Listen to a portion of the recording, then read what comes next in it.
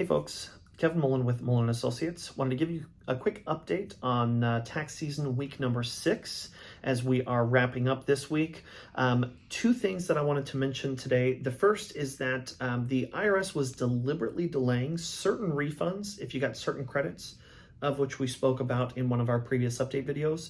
Those deliberate refund delays are now all expired, which means now refunds should be coming through as normal. I think I had someone just the other day tell me that after I filed the tax return, it was like 4 days later that they got the refund. Now, that's pretty quick. Most refunds are not necessarily going to be in that kind of a turnaround time. Generally, I tell people 10 to 20 days after the acknowledgement that the tax return was received.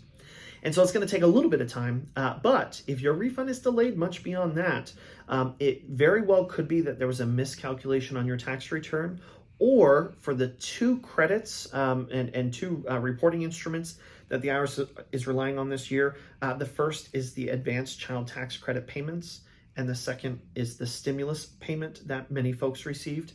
If you had either of those shown on your tax return, it could be that the IRS's records differ from yours.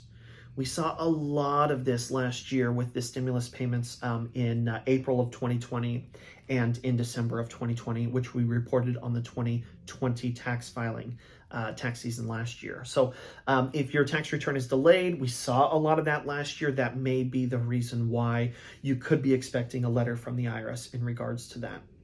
The second thing that I wanted to mention is the business deadline, as opposed to the individual deadline being April the 18th this year. The business deadline, meaning for S corporations, partnerships, and other entities, that business deadline is 3/15, so March the 15th.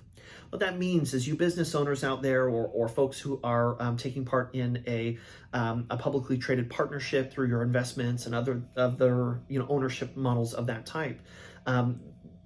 Since the business deadline is on 3/15, you should start to expect to see some of those Schedule K-1s coming in the mail or through your email, depending on how you receive it. Those may be necessary to be added to your personal return so that you can file by the April the 18th deadline. That is fundamentally why the business deadline is on 3/15 and the individual deadline is on 4/18.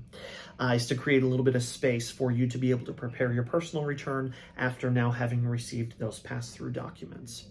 Anyways, that's our update for week 6. Stay tuned for next week.